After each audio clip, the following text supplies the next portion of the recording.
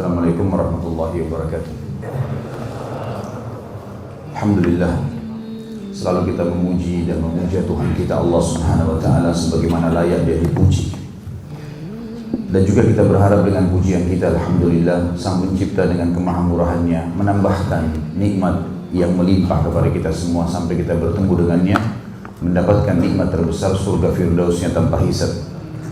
Juga kita panjatkan salam hormat kita pada manusia yang telah ditunjuk oleh Sang Pencipta untuk membawa risalah terakhirnya dan juga ditunjuk sebagai pemimpin anak Adam pada hari kiamat, orang yang paling pertama akan masuk ke dalam surga dan pemilik al-wasilah, istana tertinggi di surga. Kita sebagai pengikut yang setianya selalu diperintahkan oleh Sang Pencipta dan dijadikan ibadah untuk kita membacakan salawat dan taslim kepada Nabi besar Muhammad sallallahu alaihi wasallam. Baik, sebelum melanjutkan mujizat-mujizat tambahan, dan kita akan masuk mujizat di masalah hal-hal yang terlihat, begitu ya? Hah? Masih ingat kan? Mulai lagi senyap-senyap. Sampai mana minggu lalu? Ada yang garuk kepala, ada yang tunduk kepala. Hah? Mujizat yang mana?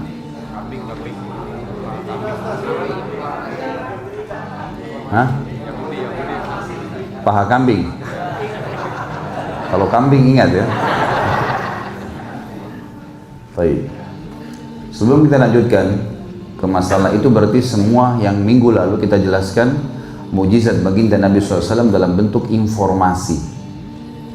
Karena pada saat itu kita sudah sempat menjelaskan berita tentang persahabatan Sa'ad bin Mu'adz radhiyallahu anhu dengan Umayyah bin Khalaf dan bagaimana terbunuhnya Umayyah bin Khalaf. Masih ingat ya? Kalau saya suruh cerita bisa? Marwan siapin hadiah kalau yang bisa. Hadiahnya yang belum nikah dinikahkan. Yang belum makan dikasih makan. Yang kedua, pada saat itu kisah dengan informasi yang sedang terjadi adalah terbongkarnya target daripada Umair bin Wahab al-Jumahi yang anaknya tertawan oleh kaum muslimin di perang Badar dan akhirnya dibongkar oleh Nabi SAW pembicaraan dia dengan Safwan bin Umayyah bin Khalaf. Masih ingat gak? Kemarin tuh panas-panas, gelap-gelap, gitu kan? Musuhnya makin berbekas ilmunya. Kemudian yang terakhir kita jelaskan tentang terbongkarnya kebohongan Yahudi tentang kakek mereka, tentang siapa penghuni neraka dan racun terhadap paha kambing. Ini semua mujizat Nabi SAW dalam bentuk informasi. Dan kesempatan ini sekarang insya Allah kita akan jelaskan beberapa dalil-dalil yang tersisa dulu, baru kemudian saya jelaskan mujizat Nabi SAW yang terlihat dengan mata kepala. Baik, kita jelaskan dulu dalilnya. Kalau yang pegang bukunya, tentu kita masuk ke poin ketiga. Berita dari Rasulullah sallallahu alaihi wasallam sendiri tentang kenabiannya, yang dengannya kenabian diakhiri, kewajiban patuh dan taat kepadanya, dan keumuman atau universalitas risalah atau kerasulannya, sebagaimana disabdakan oleh beliau sallallahu alaihi wasallam, "Anan nabiyyu la kadzib, Ana ibnu Abdul Muttalib." Aku adalah nabi, tidak ada dusta di situ, dan aku adalah cucunya Abdul Muttalib. Hadis ini riwayat Bukhari Muslim. Itu hadis ini punya makna teman-teman sekalian ya. Pada saat terjadi peperangan dan banyak orang mulai berlarian, kaum muslimin meninggalkan kancah peperangan, maka Nabi SAW mengucapkan kalimat ini, "Ana nabiyyu la kadzib, ana ibnu Abdul Muttalib." Saya benar-benar nabi, seakan-akan mengatakan kepada muslimin yang lari dari kancah peperangan, saya benar-benar nabi, tidak ada kebohongan di situ. Tidak usah kalian ragu, janji Allah benar, pasti menang. Dan perkataan Ana ibnu Abdul Muttalib, saya keturunan Abdul Muttalib, karena keturunan ini disebutkan dalam Taurat dan Injil tentang masalah siapa kakeknya, siapa ayahnya, ya, kemudian dia lahir di mana, umur berapa pada saat ayahnya meninggal waktu dia 6 bulan di perut ibunya, seperti yang masyhur dalam kisah Bahirah, salah satu pendeta Nasrani yang berada di negeri Syam. pada saat Nabi SAW umur 12 tahun, Abu Talib, pamannya, waktu Abdul Muttalib sudah meninggal. Tentu Nabi SAW meninggal ibunya, meninggal ayahnya pada saat beliau 6 bulan di rahim, di perut ibunya. Kemudian Nabi SAW disponsori oleh ibunya sampai umur 6 tahun. Kemudian ibunya meninggal, lalu disponsori oleh kakeknya Abdul Muttalib dari umur 6 tahun sampai 8 tahun, 2 tahun. Dan pada saat itu Abdul Muttalib menjadi Raja Mekah. Kemudian setelah itu pamannya Abu Talib sampai masa kenabian, sampai meninggalnya Abu Talib. Tentu di sini teman-teman sekalian, waktu Abu Talib menaungi Nabi SAW dari umur 8 tahun sampai Nabi SAW dinobatkan menjadi Nabi, cukup lama. Pada saat Nabi SAW umur 12 tahun, sempat Abu Talib ingin keluar ke negeri Syam berdagang dengan beberapa teman-temannya. Lalu kemudian ikutlah Nabi SAW. Dalam buku-buku sirah disebutkan Nabi SAW bergelantungan di bajunya Abu Talib, menangis, tidak mau kecuali di bawah. Dan ini bukan tradisi Nabi SAW. Biasanya Nabi tidak pernah begini. Sampai istri Abu Talib dan Abu Talib pun heran. Biasanya Nabi SAW sangat dewasa. Sampai Abu Talib punya anak banyak. Kalau istri Abu Talib sedang menyiapkan makan, maka anak-anaknya berebut makanan dan Nabi SAW tidak ikut berebut. Kalau ada sisa, beliau makan. Kalau nggak ada ya sudah, beliau diam. Maka Abu Talib sama istrinya selalu menyiapkan makanan khusus untuk Nabi SAW. Nggak pernah mengeluh, nggak pernah marah, nggak pernah nangis. Kok tumben pada saat umur 12 tahun itu, dia nangis. Nabi SAW menangis, memegang baju Abu Talib, minta ikut. Pokoknya nggak mau dilepas. Sampai akhirnya Abu Talib dan istrinya sepakat, kalau gitu kita bawa saja. Dan waktu itu tidak pernah anak di bawah 15 tahun di bawah safar, ya. Nabi SAW masih 12 tahun, dibawalah pergi ke sana. Ada hikmah ternyata, subhanallah. Pada masa itu teman-teman sekalian, semua pendeta Nasrani sedang menunggu-nunggu masa keluarnya Nabi terakhir. Pada masa itu, salah satu pimpinan pendeta yang sangat masyhur namanya Bahirah. Dan sampai sekarang masih ada puing-puing gerejanya di negeri Syam. Dikenal dengan gereja Bahirah. Bahirah ini dia selalu memperhatikan dari jendela gerejanya kafilah-kafilah dari negeri Arab kalau lewat, karena dia tahu dari Jazirah Arab itu Nabi terakhir. Kemudian ditunggulah kafilah-kafilah itu lewat. Sebagaimana juga saya jelaskan kalau tidak salah pertemuan yang lalu, nama Nabi Muhammad SAW, Muhammad sendiri itu dari kitab Taurat dan Injil. Dan Abdul Muttalib mendapatkan dari seorang pendeta Nasrani juga. Sebelum Nabi Muhammad SAW tidak ada yang tahu nama Muhammad dan Ahmad. Gak ada orang Arab namanya ini. Ini diambil dari kitab Injil. Karena pendeta pernah berkata kepada Abdul Muttalib waktu ketemu dengan Abdul Muttalib, kakek Nabi ya. Sebentar kita kembali ke kisah Abu Talib.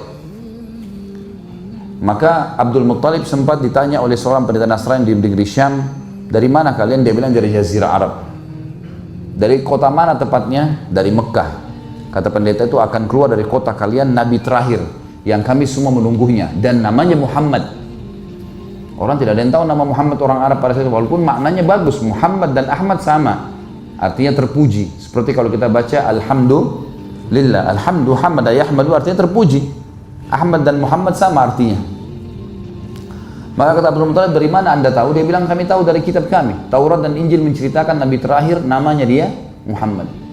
Maka Abdul Muttalib pun pulang bersama dengan 3 orang temannya. Kalau teman-teman ikuti di sirah, saya panjang lebar ceritakan tentang siapa saja nama teman Abdul Muttalib, dan akhirnya dia pulang dan mereka sepakat siapa yang dikaruniai anak pertama laki-laki atau cucu pertama laki-laki, mereka akan memberikan nama Muhammad.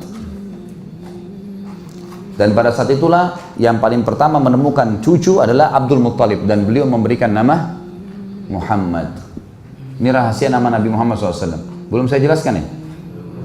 Walaupun sudah, anggap belum. Sudah jadi kebiasaan. Baik, kita kembali kepada kisah Abu Talib tadi. Akhirnya Abu Talib ini lewat di depan, kafilahnya lewat di depan gerejanya Bahirah. Tepatnya istirahat di depan situ. Uniknya kafilah ini dari semua kafilah ini lagi panas terik matahari, dinaungi oleh awan. Khusus kafilah ini yang ada Nabi SAW. Kafilahnya Abu Talib ini dinaungi. Dan pada saat kafilah itu berhenti di bawah pohon Pohon kurma itu menundukkan kepalanya, menundukkan daun-daunnya, terarah ke kafilah itu. Bahira heran. Lalu dia bilang sama pegawainya, ini disebutkan dalam riwayat Bukhari ada ya. Maka dia bilang sama staf-stafnya di gereja, undang kafilah ini secara khusus makan. Buatkan makanan, semua orang kafilah ini kita harus panggil makan. Panggil makan. Masuklah Abu Talib dengan teman-temannya, dan mereka meninggalkan Nabi SAW menjaga barang-barang, gak ikut masuk. Bahira waktu hidangkan makan, orang-orang Arab ini pada makan semua, mereka tidak tahu kenapa diundang. Bahira melihat muka satu persatu, gak ada ciri yang dia mau cari. Dia tanya, masih ada gak dari orang kafir yang tidak ikut? Kata mereka, masih ada, anak kecil, kami tinggalkan di luar. Kata Bahira, izinkan saya ketemu dengan dia? Kata mereka, silahkan. Pergilah Bahira bertemu dengan Nabi SAW. Lalu dipanggil Nabi SAW masuk ke dalam. Yang paling pertama Bahira lihat adalah ciri-ciri fisik. Karena dalam Taurat dan Injil disebutkan secara detail, alisnya seperti busur panah, warna hitam, kulitnya putih, pipinya kemerah-merahan, kemudian rambutnya berombak, dan yang paling ditekankan adalah di pundak sebelah kanannya ada tanda kenabian. Itu seperti gumpalan daging berwarna merah. Semua nabi punya ini. Semua nabi punya ini. Di pundak sebelah kanan ada tanda seperti daging yang menggumpal lalu dikelilingi dengan bulu yang lebat. Tapi ini hanya untuk nabi. Ya, ada yang ngaku lagi di sini. Kita ini spesialis mengaku. Maka Bahira bertanya kepada Nabi SAW di umur 12 tahun. Pertanyaan pertama yang dilemparkan kepada Nabi SAW, dan ini paling gampang untuk memancing orang ini penyembah berhala atau tidak. Orang-orang Mekah sangat menghormati dua patung besar, namanya Lat dan Uzza. Ini patung besar sekali, sampai kalau ada orang berdiri di bawahnya patung itu, dia cuma terlihat 1/10 dari patung itu. Jadi besar sekali. Dan setiap orang-orang Quraisy kalau bersumpah atas nama Lat dan Uzza takut kualat, pasti jujur. Begitu keyakinan mereka. Jadi kalau orang Quraisy zaman itu ditanya, saya tanya kamu atas nama Lat dan Uzza, pasti dia jujur, ketakutan kualat.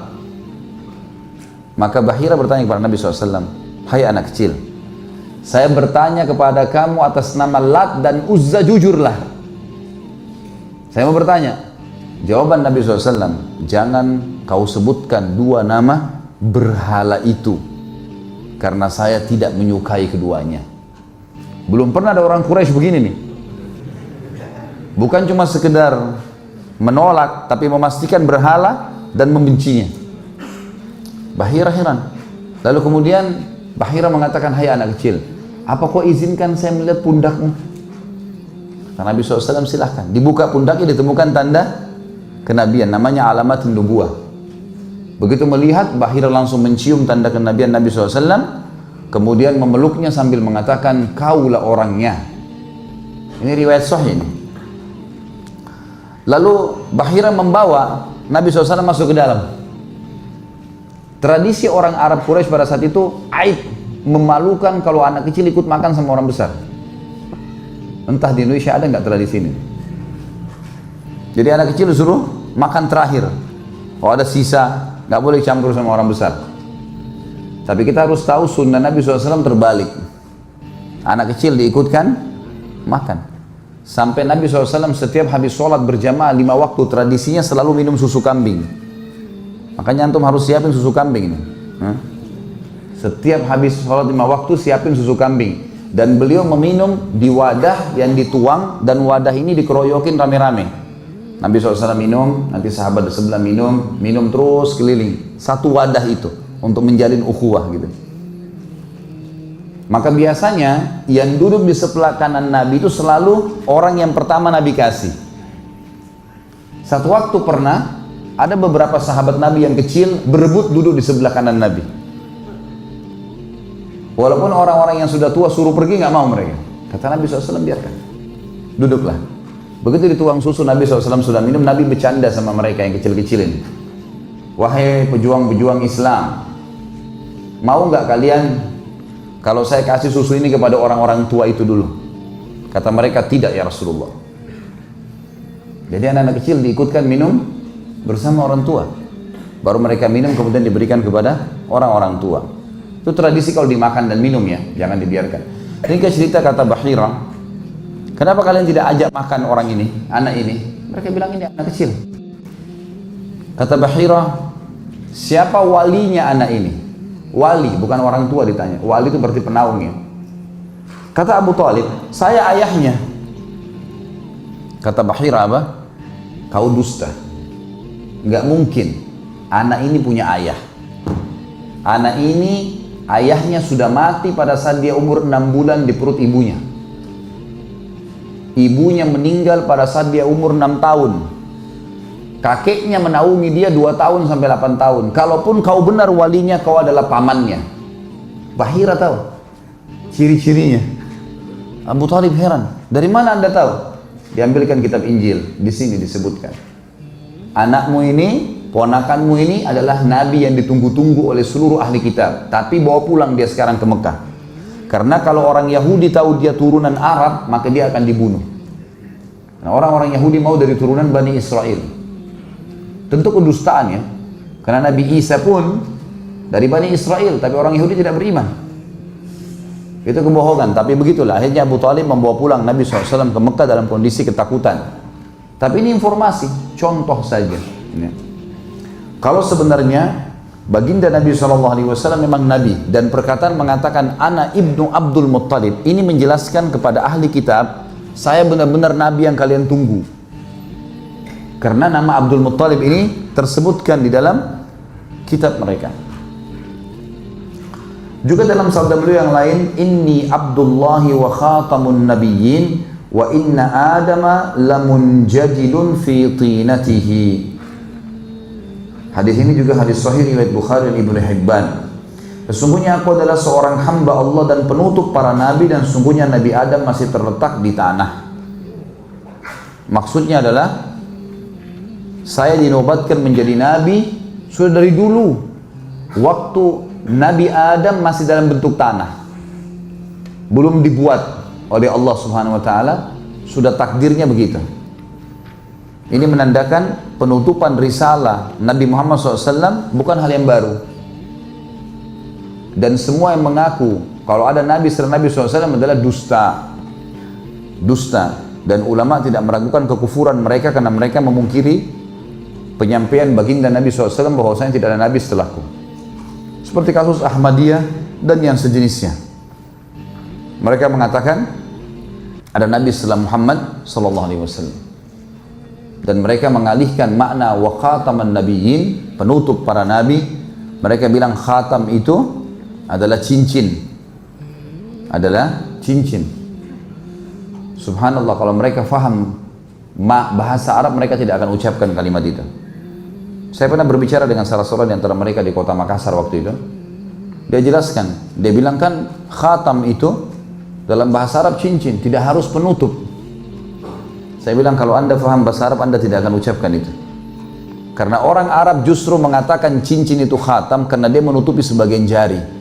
Tapi tidak ada satupun orang Arab yang memungkiri khatam itu artinya penutup.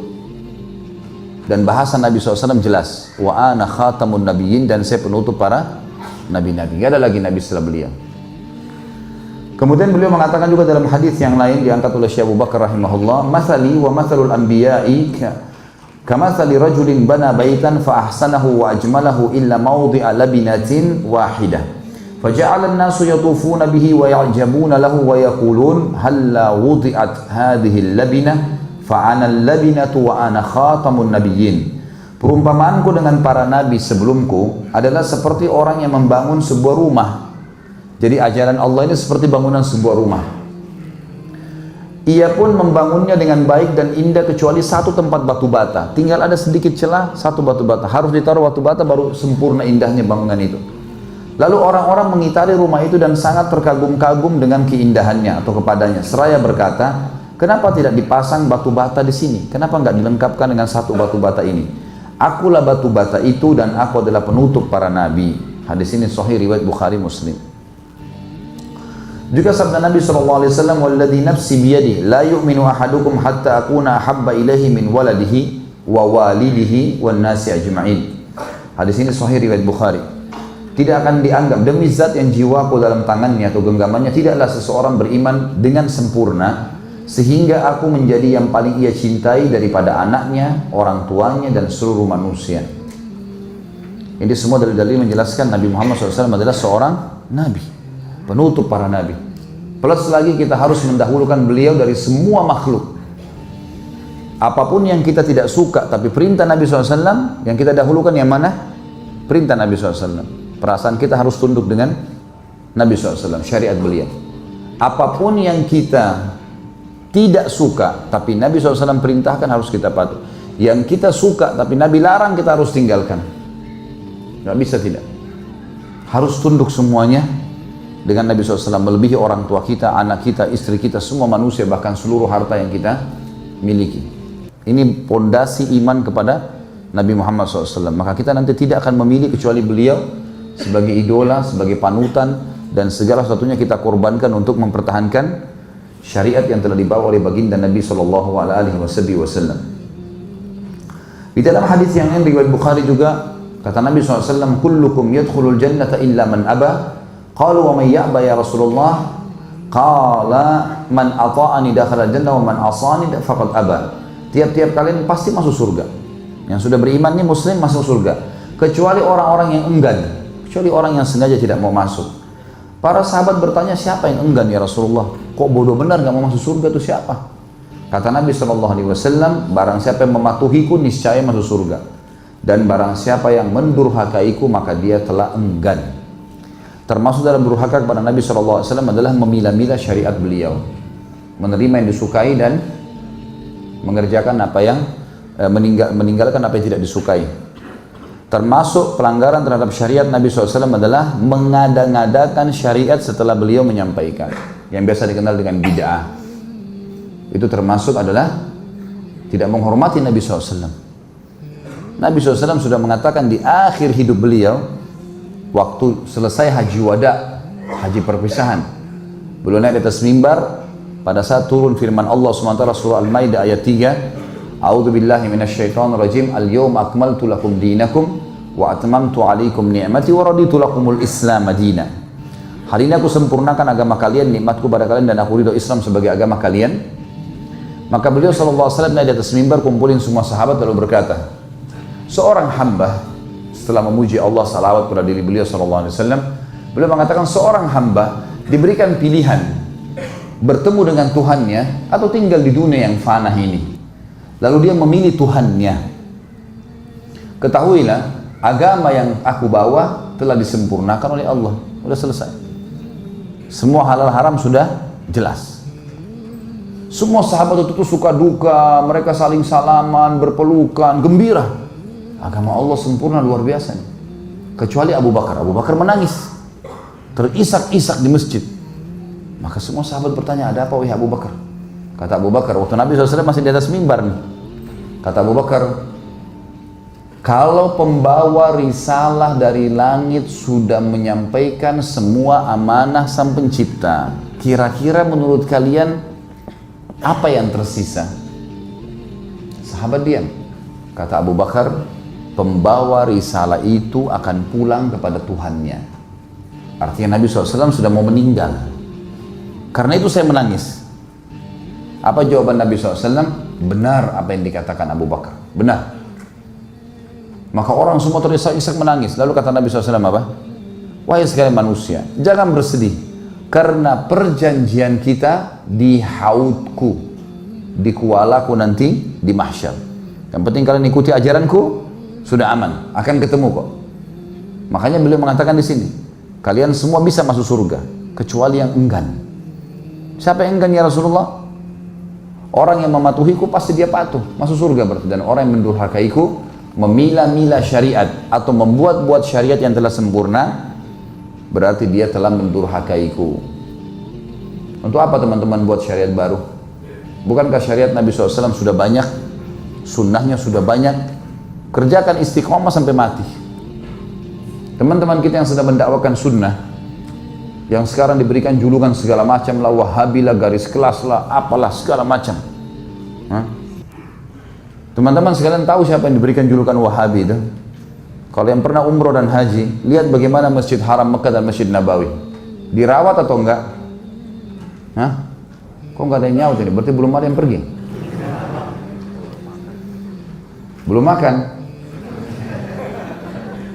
Orang bicara Mekah, Madinah, Marwan bicara makan.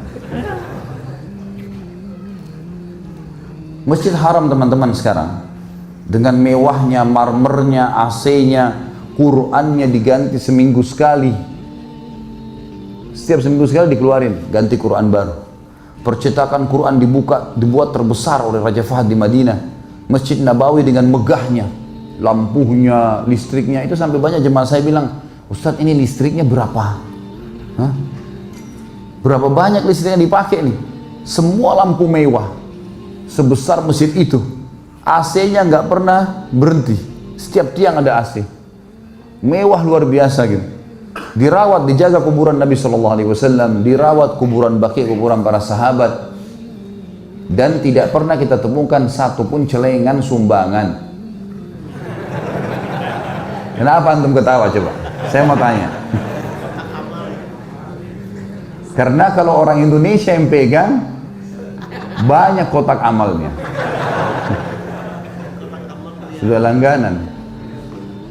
Di Masjid Haram Mekah sama Madinah nggak ada kotak amal. Antum mau datang nyumbang nggak diterima sama mereka. Sudah, terima kasih, cukup. Tower jam yang besar itu dibeli tanahnya pakai uang pribadinya Raja Abdul Aziz oleh anak cucunya. Warisan, mereka sepakat sebagiannya dikasih ke beli tanah. Dibangun tower jam itu, bangun hotel, mall, segala. Semua hasilnya, hasil sewanya, hasil belinya dikasih ke Masjid Haram. Itu yang dibilang Wahabi itu. Yang urus semua Masjid Haram dan Masjid Nabawi, Wahabi. Sampai kadang-kadang saya tanya, orang nggak bisa jawab ini. Kalau antum tuduh-tuduh Mekah dan Madinah itu Wahabi, tahu nggak itu Mekah tempat lahirnya Nabi SAW? Dan 13 tahun dakwah Nabi SAW di sana. Tahu nggak Madinah itu ada rumahnya Nabi SAW dan 10 tahun syariat disempurnakan di sana. Sudah tahu belum itu? Tahu. Baik. Masuk akal nggak dua tempat Nabi lahir dan Nabi meninggal ini dan syariat sempurna di sana Allah biarkan sembarangan orang yang memegangnya? Secara akal nggak mungkin. Dari mana istilah Wahabi? Dari Syiah.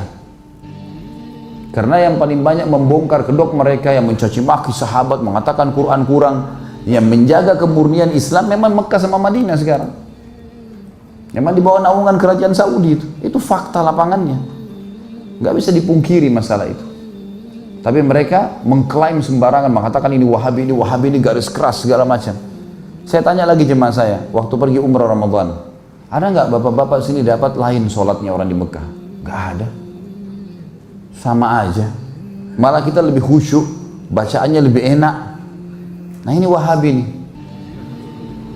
Jemaah umroh saya ajak kalau di Masjid Nabawi, dan teman-teman juga di sini kalau satu waktu umroh insya Allah. Saya doain semua dapat insya Allah. Mudah-mudahan Allah kasih umroh dan haji berulang-ulang. Ya. Saya sampai bilang sama jemaah saya, kalau terutama laki-laki, karena perempuan agak sulit, tapi laki-laki kalau lagi umroh sama saya biasanya kalau berpapasan saya sholat sama-sama, karena kita punya acara bebas untuk sholat. Ada yang mau lebih dulu pergi, ada yang mau telat ke kamar mandi, segala saya biarin. Tapi yang ikut sama saya, setiap habis maghrib saya ajak kalau di Masjid Nabawi. Setiap hari saya pindah-pindahin, sebentar halaqah syekh ini, sebentar halaqah syekh ini, sebentar halaqah syekh ini ajar hadits, ini ajar fikih, ini ajar macam-macam ilmu Al-Quran, ya. Macam-macam syekh banyak di situ ajarannya. Lalu saya terjemahkan secara letter-let. Ini loh Pak yang dibilang sama syekhnya, ini dalilnya dalam surah ini, dalam hadis ini. Terus begitu sampai azan Isya. Terus saya tanya, menurut bapak-bapak ini bagus nggak ajarannya? Bagus Ustaz, dari tadi ini Allah berfirman, Rasulullah bersabda. Allah berfirman, Rasulullah bersabda. Saya bilang ini yang di Indonesia diklaim Wahabi nih. Ini fakta realita lapangannya, coba lihat. Besok pindah ke Syekh Fulan, besok pindah ke Syekh Fulan. Di Mekah juga begitu. Dan antum bisa kalau ngerti bahasa Arab paling bagus, datang ke situ. Nanyain semuanya. Semuanya berisi dengan wahyu. Qala Allah, qala Rasul. Qala Allah, qala Rasul. Karena menjaga kemurnian agama Islam. Itu yang diklaim dengan Wahabi. Dan yang menuduh mereka siapa? Orang-orang Iran, orang Persia, yang dasarnya mempertahankan ajaran Syiah. Quran kurang lah, sahabat dikafirkan lah. Yang mana kita mau dengar nih sebenarnya? Jelas-jelas mereka tinggalnya saja sudah jauh dari tempatnya Nabi SAW. Ajarannya mencaci maki. Saya tahu siapa dicaci maki? Mertua Nabi, Abu Bakar sama Umar. Yang dicaci maki dianggap zina istrinya Nabi. Yang dianggap kafir iparnya Nabi, Muawiyah. Adiknya Muawiyah, Ummu Habibah menikah dengan Nabi SAW, Ummul Mukminin. Dia sebenarnya Abdullah bin Sabah tujuannya mencaci maki Nabi SAW, tidak bisa. Caci makilah orang sekitarnya. Ya. Jadi teman-teman, yang saya ingin titik beratkan di sini adalah tempat Nabi SAW menyampaikan wahyu dijaga sama Allah. Dijaga sama Allah. Dan sampai sekarang turun-temurun ulama di sana mewariskan ilmu-ilmu hadis dan ilmu Al-Quran. Maka jangan mudah termakan dengan isu. Terus itu seperti virus yang berbahaya, Wahabi, Wahabi, Wahabi, Wahabi, supaya panas di kuping orang dan akhirnya orang nolak gitu. Ya. Termasuk kalau antum lihat di YouTube itu namanya Khalid Basalamah, Wahabi besar itu. Jadi yang antum dengar ini, yang saya bacain dari tadi, kalau Rasulullah SAW bersabda riwayat Bukhari, Allah berfirman di surah ini, ini Wahabi. Ya antum pakai akal cerdas lah. Jangan termakan dengan arus main nilai sembarangan. Berarti target mereka untuk menjauhkan orang dari sunnah Nabi SAW berhasil. Jangan sampai itu terjadi. Jadi semua orang yang menolak ajaran Nabi SAW, masuk dalamnya, mengerjakan apa yang dia suka, meninggalkan apa yang dia tidak suka, atau membuat-buat yang Nabi SAW tidak ajarkan. Hati-hati, termasuk kekufuran yang nyata kata para ulama adalah bila seseorang menganggap masih ada bagian risalah langit yang belum disampaikan oleh baginda Nabi SAW. Ini kekufuran yang nyata. Allah sudah mengatakan Nabi SAW sudah menyempurnakan agama di tangannya, lalu kita bilang tidak, masih ada yang belum diajarkan, lalu kita buat-buat. Ini bahaya sekali.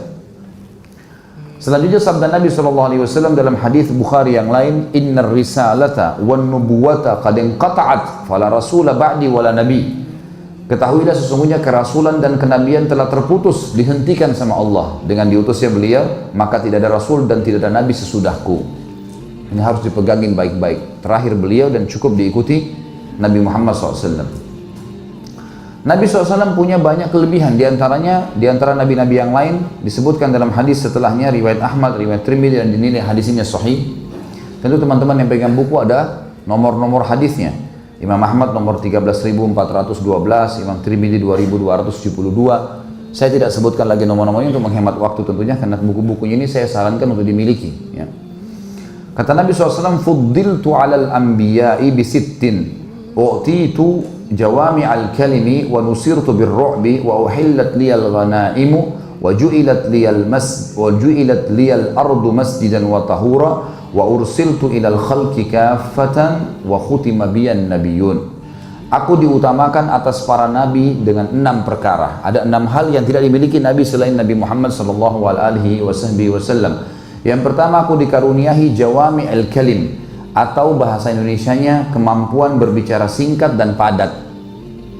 Jadi dari mayoritas hadis Nabi SAW umumnya pendek. Seperti misal, man la yarham la yurham.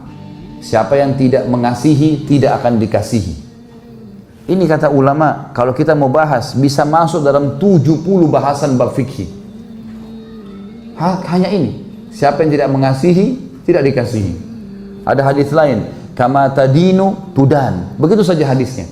Sebagaimana kau berperilaku, kau akan dibalas yang sama. Hadis yang lain, ya. Al jaza'u min jinsil amal. Balasan akan datang sesuai dengan kadar perbuatan seseorang. Begitu saja. Pendek, padat, maknanya luas. Kebanyakan hadis Nabi SAW begitu.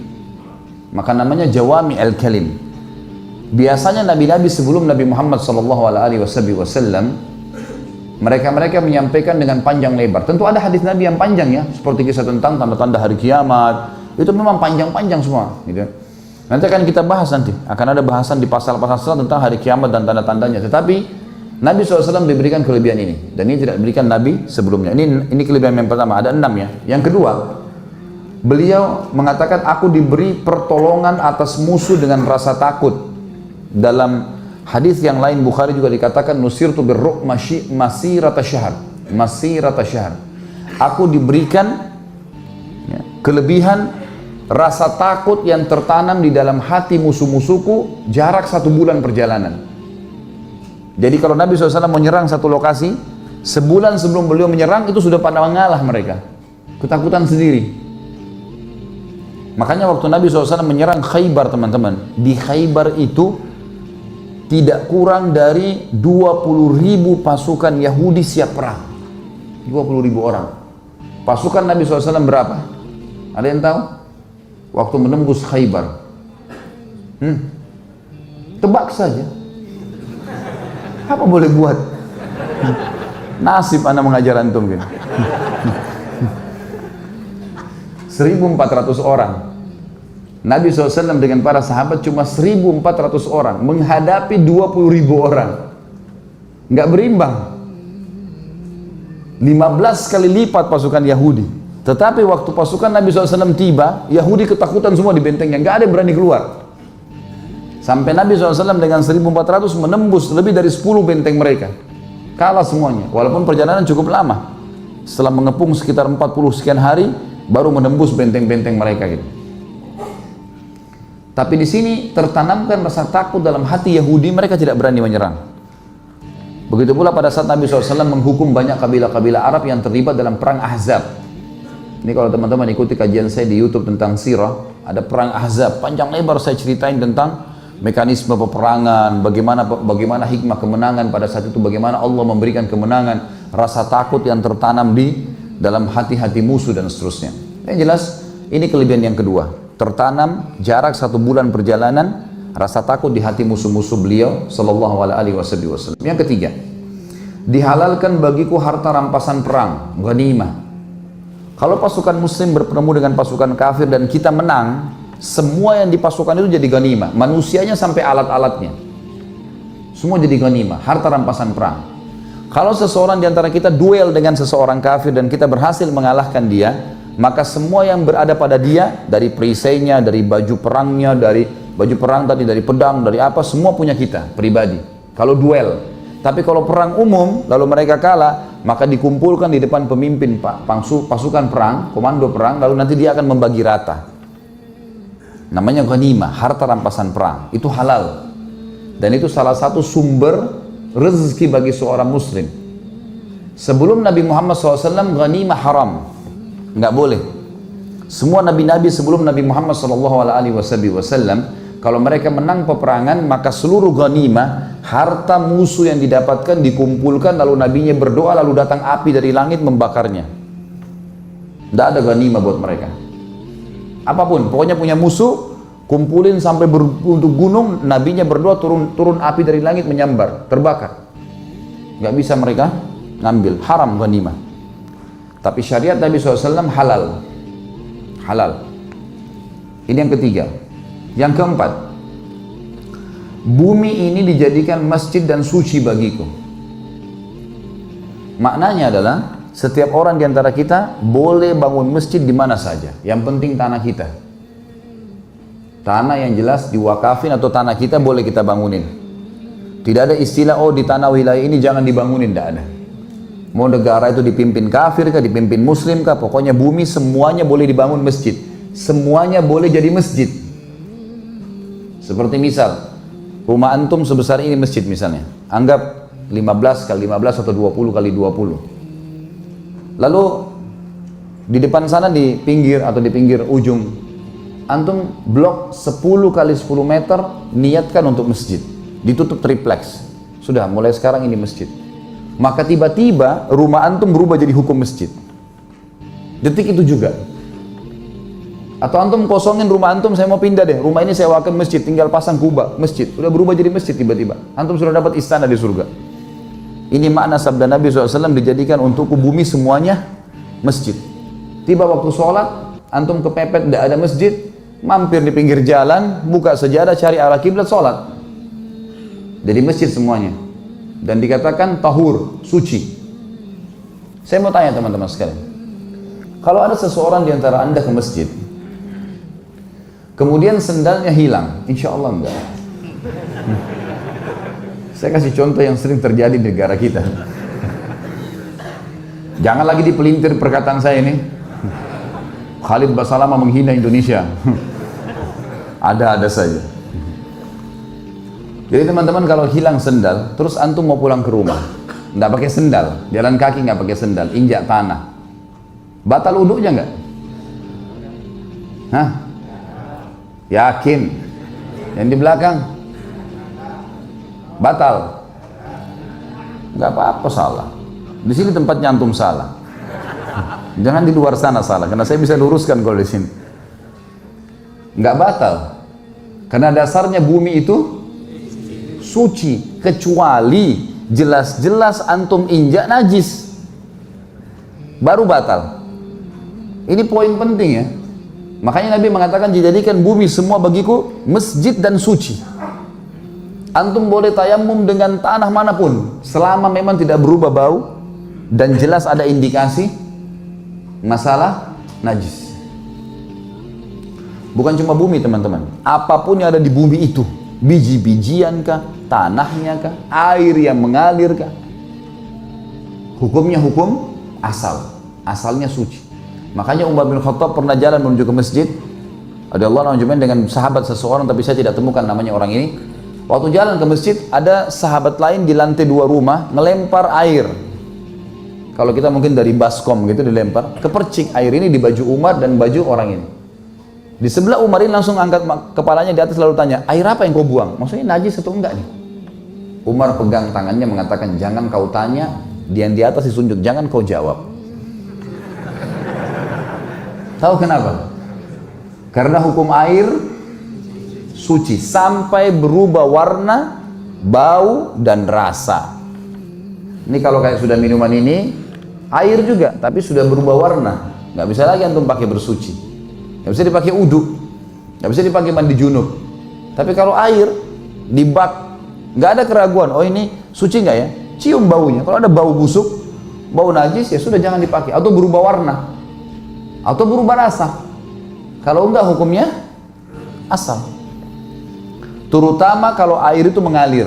Kalau air mengalir, ulama fikih sepakat walaupun berubah warna tetap suci. Seperti sungai.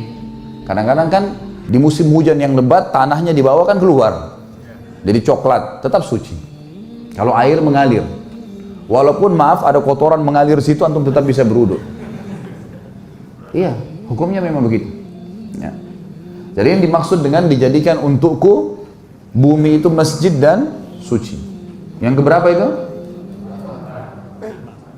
Sekarang yang kelima, tadi yang keempat ya. Yang kelima, aku diutus kepada seluruh manusia. Ini yang kelima. Aku diutus untuk seluruh manusia. Ada hadis lain berbunyi, semua nabi-nabi sebelumku diutus khusus untuk kaumnya, dan aku diutus untuk seluruh alam semesta. Dalam riwayat lain beliau juga berkata sallallahu alaihi wasallam, aku diutus untuk golongan merah, maksudnya jin dari api, dan aku diutus untuk golongan hitam, maksudnya manusia dari tanah. Yang keenam, yang terakhir, dan denganku kenabian ditutup. Tidak lagi nabi setelahku. Nah ini kelebihan baginda Nabi SAW dibandingkan nabi-nabi yang lain. Hadis yang selanjutnya adalah hadis yang disebutkan oleh Imam Bukhari juga, ada di situ di footnote, di situ disebutkan tentang riwayatnya. Man ata'ani, kata Nabi SAW, man ata'ani faqad ata' Allah, wa man asani faqad asa Allah, wa man ata' amiri faqad ata'ani, wa man asa amiri faqad asani. Barang siapa yang taat kepadaku berarti ia taat kepada Allah, dan barang siapa yang durhaka kepadaku maka dia telah durhaka kepada Allah. Artinya semuanya harus diikuti karena ini perintah sang pencipta Allah. Dan barang siapa yang taat kepada pemimpin pilihanku, misal Nabi SAW lagi safar keluar kota, kemudian beliau menitipkan Madinah kepada salah seorang sahabatnya, atau beliau mengirim pasukan, ditunjuk salah satu jadi pemimpin perang, maka harus dipatuhi. Siapa yang patuh pada pemimpin yang aku tunjuk, dia telah patuh kepadaku. Siapa yang maksiat, durhaka pada pemimpin yang aku tunjuk, maka dia telah maksiat kepadaku. Saya kasih contoh. Seorang sahabat Nabi bernama Amr bin As radhiyallahu anhu. Tahu ya? Orang ini dulu musuh Islam.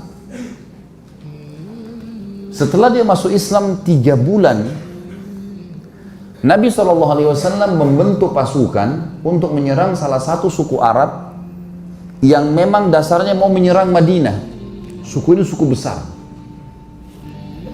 Amr bin As baru masuk Islam 3 bulan, oleh Nabi SAW dijadikan pemimpin perang. Itu menjadi pimpinan perang, komando perang. Dan di dalam pasukan itu ada Abu Bakar, ada Umar, ada Uthman, ada Ali, ada Talha, ada Zubair, ada sahabat-sahabat yang mulia nih. Tapi Nabi SAW tunjuk Amr bin As, harus dia jadi pemimpin. Dan pimpinan perang teman-teman kalau sudah ditunjuk nggak boleh dimaksiati. Dia bilang berhenti, makan, pulang, perang, harus dipatuhi. Ini sabda Nabi SAW, siapa yang mentaati pimpinan yang aku tunjuk, dia taat padaku. Siapa yang maksiat, maka dia maksiat kepadaku. Teman-teman sekarang, waktu itu pasukan dikirim, tempatnya jauh, musim dingin. Zaman dulu orang kalau musim dingin hangatin diri. Dan teman-teman kalau tahu, saya subhanallah waktu hadapin musim dingin di Madinah karena 7 tahun di sana.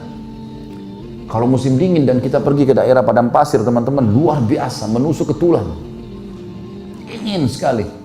Sampai di kampus saja, di kampus sudah masuk kota Madinah, banyak bangunan ya.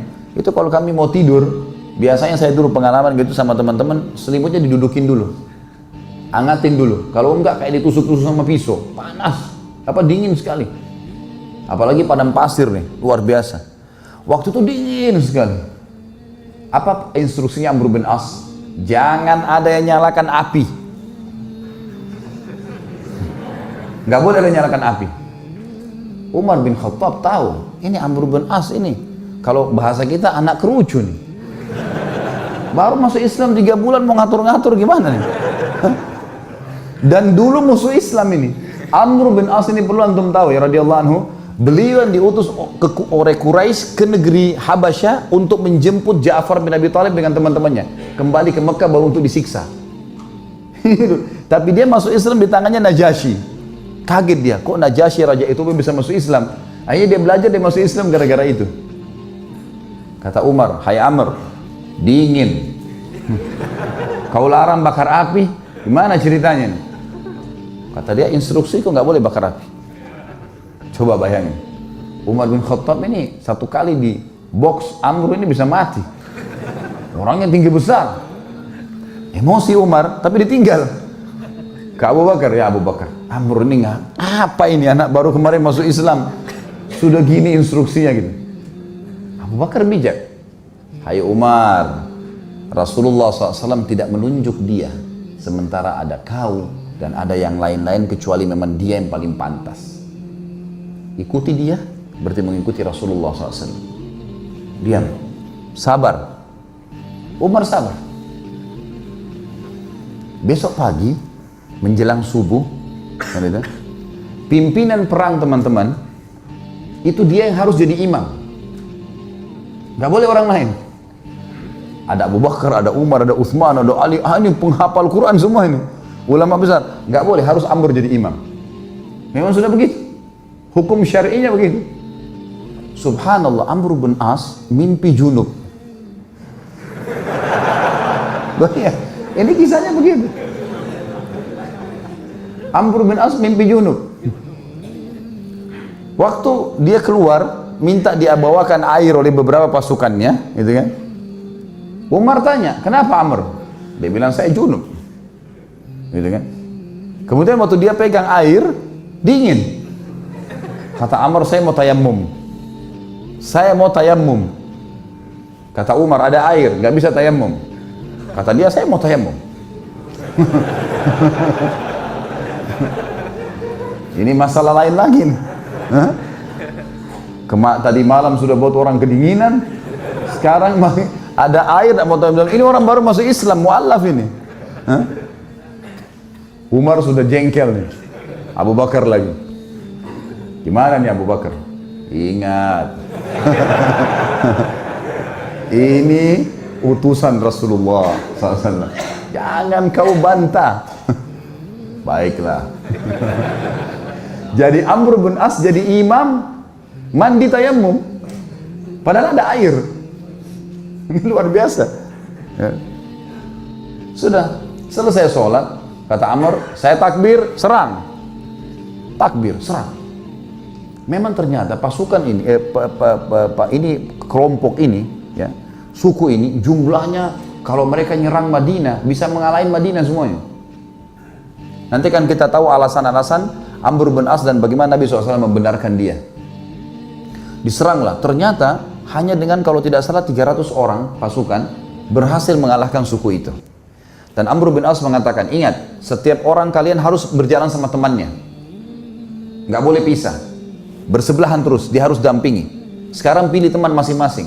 Jadi dia 300 orang tuh pilih teman, selalu berdekatan, serang musuh berdua, nggak boleh pisahin. Jangan tinggalkan temannya kalau dia masih belum selesai duel atau berperang. Itu instruksinya, karena ini malam, gelap. Baik, pergilah ke sana, perang, dan berhasil menang. Kocar kacir nih suku nih, kocar kacir sukunya, lari semuanya. Para sahabat mengetahui mereka kocar kacir, dengan semangat serang, takbir, kejar. Kata Amr, tunggu. Jangan ada yang nyerang sana. Tunggu di sini. Umar balik lagi. Hai Amr, musuh udah kalah. Tinggal kita kejar, tebas nih. Nggak bisa, instruksi tunggu sini. Tidak boleh kejar musuh. Kumpulin ghanimah yang ada sekarang, pulang Madinah. Tentu sahabat-sahabat yang lain yang didukung siapa kira-kira? Amr atau Umar? Umar. Karena mereka tahu siapa Umar gitu kan. Mereka juga tahu siapa Amr. Pikiran mereka ini Amr ini 3 bulan yang lalu perangin Islam. Ini musuh besarnya Islam ini dulu. Baiklah, pulang pasukan ke Madinah. Baru turun dari kuda, Umar langsung, ya Rasulullah, ini Amr buat begini. Tidak boleh nyalain api, kita lagi kedinginan. Malam-malam dia mandi junub, tidak pakai air, tayamum. Kemudian musuh kalah, kita dilarang pergi tangkap musuh. Padahal itu kan ghanimah. Musuh yang lari itu kalau ditangkap kan jadi hamba sahaya, bisa diperjualbelikan. Lalu Nabi SAW tanya di depan mereka semua, hai Amr, keluhan sudah sampai kepadaku, apa jawabanmu? Ya Rasulullah, pasukan suku yang kita serang ini adalah suku yang jumlahnya kalau semua berhasil menyerang Madinah keesokan harinya habis kita nih. Pasukan perang jumlahnya banyak. Kalau kita nyalain api, mereka tahu kita ada, habis 300 orang lawan sekian ribu, gimana caranya? Kata Nabi SAW, benar. Lihat, Nabi SAW tidak salah memilih pemimpin. Nabi bukan orang bodoh. Hah? Wahyu dari langit nih. Yang kedua, kenapa kau mandi junub dengan tayamum? Ya Rasulullah, airnya seperti es. Kalau saya mandi, saya bisa sakit, mati. Saya pemimpin. Kalau saya sakit, saya pemimpin perang. Instruksi Anda, saya pemimpin. Nggak bisa, udara dingin di padang pasir. Maka saya tayamum. Kata Nabi SAW, kau benar. Umar yang tadinya marah, redam. Yang ketiga, kenapa kau biarin orang pergi, nggak ditangkapin? Ya Rasulullah, 300 orang. Lawan sekian ribu orang pasukan ini. Kalau kocar kacir pasukan saya, nyerang sana sini nangkap, kita akan dikalahkan pasti. Mereka bisa tahu jumlah kita, tapi kalau kita ngumpul, kelihatannya banyak. Dan target kan ngalahin mereka. Mereka sekarang sudah takut dan mereka gelap tidak tahu jumlah pasukan kita. Ngapain kita nyerang-nyerang sana? Toh ganimanya sudah ada. Target sudah tercapai. Mereka kalah, nggak usah buru-buru itu. Kata Nabi SAW, kau benar. Abu Bakar balik ke Umar. Nah, sudah tahu?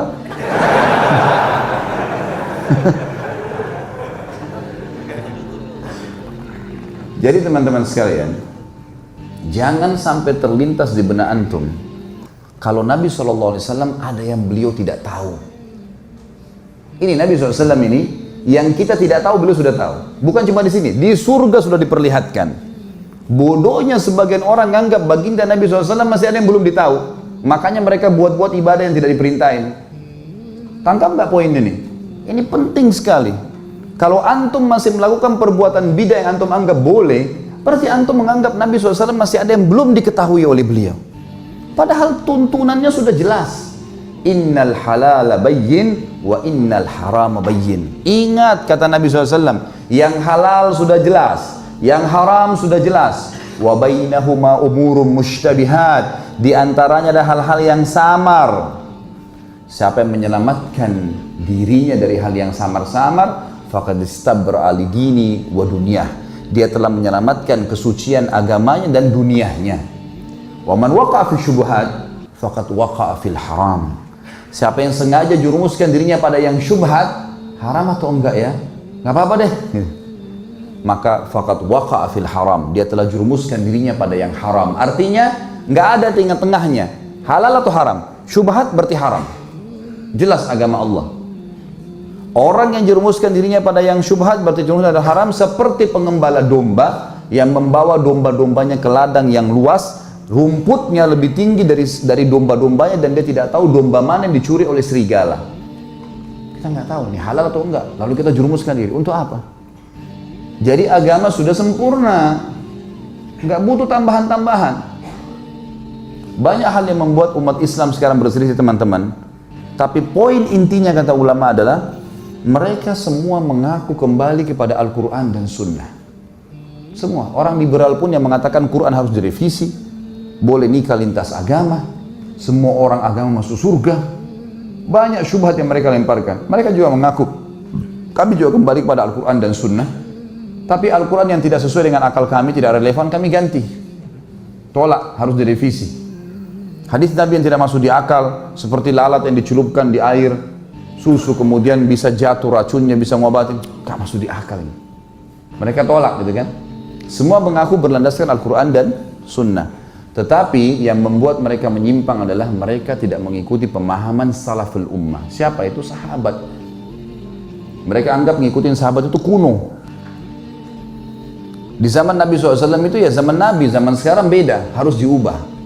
Dan itu yang dikembangkan oleh Kemal Atatürk di Turki. Sampai mengatakan ada istilah Islam Arab, Islam Turki, Islam Persia. Sekarang Indonesia kan baru kena penyakit itu, Islam Nusantara. Zaman dulu sudah ada ini. Sampai Kemal Atatürk ganti azan dalam bahasa Turki. Lama-lama azan dalam bahasa daerah kita nih. Diubah semuanya, agama Allah nih. Ini bahaya sekali teman-teman sekalian. Makanya memahami Al-Quran dan Sunnah harus sesuai dengan pemahaman salaful ummah atau sahabat. Pegang baik-baik hadis ini teman-teman. Kalau ini antum jadikan pondasi hidup, pegangan hidup, antum akan selalu aman. Ini jaminan, tiket dari Nabi SAW untuk siapapun yang bersyahadat sampai hari kiamat. Kata beliau, Yahudi terpecah menjadi 71 golongan, Nasrani 72, dan umatku 73. Yang 73 yang dibahas. Semuanya lewat neraka dulu. Nanti masuk surga, tapi lewat neraka dulu, dibersihin dulu dosa-dosanya, kecuali satu. Semua kita bertanya siapa satu, sahabat juga bertanya, Rasulullah siapa yang satu? Masuk surga langsung tanpa hisab deh. Kata Nabi SAW, makana ana alaihi wa ashabi, yang mengikuti aku dan mengikuti sahabat-sahabatku. Inilah teman-teman yang dikumandangkan oleh teman-teman yang mendakwakan dakwah salafiyah dan dakwah sunnah di Indonesia, yang selalu dikatakan aliran sesat, aliran keras, wahabilah segala macam, padahal mengajak kepada perkataan para sahabat dalam memahami Al-Quran dan Sunnah. Karena nggak boleh sembarangan, Al-Quran turun pada zaman mereka. Nabi SAW sebutkan hadis zaman mereka.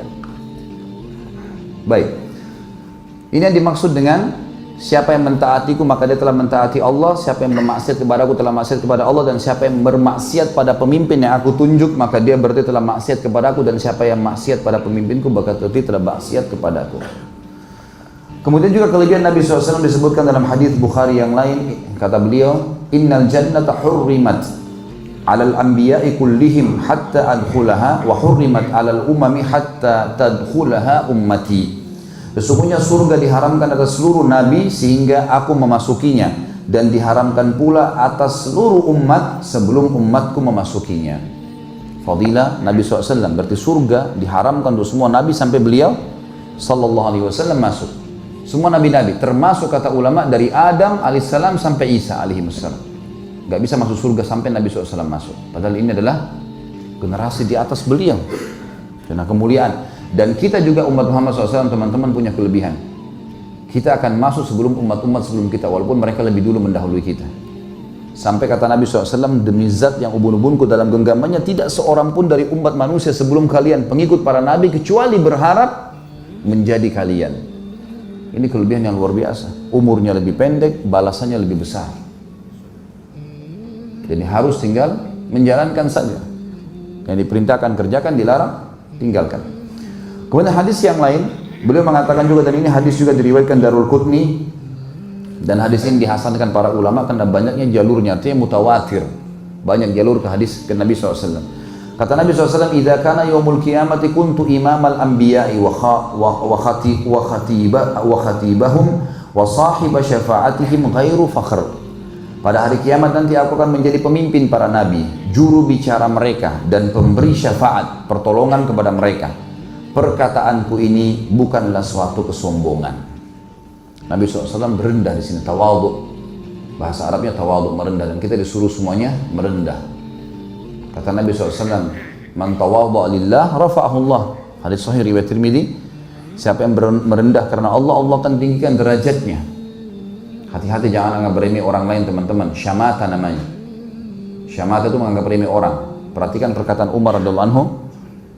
"Aku takut," kata Umar, "aku takut kalau ada seorang wanita hamil lewat di depanku, lalu aku berkata, 'Ih, perutnya besar ya,' maka Allah membuatku hamil."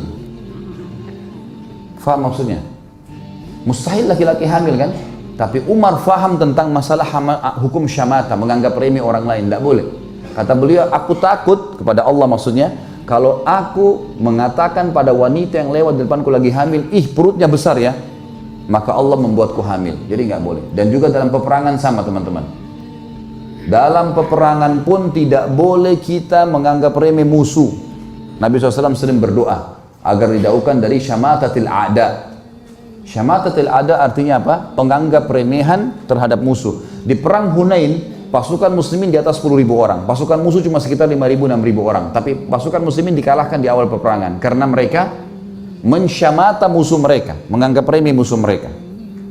Jadi nggak boleh menganggap remeh orang. Hati-hati. Nabi SAW ingatkan masalah itu, dan beliau sudah jelas-jelas dapat jabatan tinggi masih mengatakan wa kalami hadza, atau dikatakan ghairu fakhrin, dan perkataan ini tidak ada kesombongan di situ.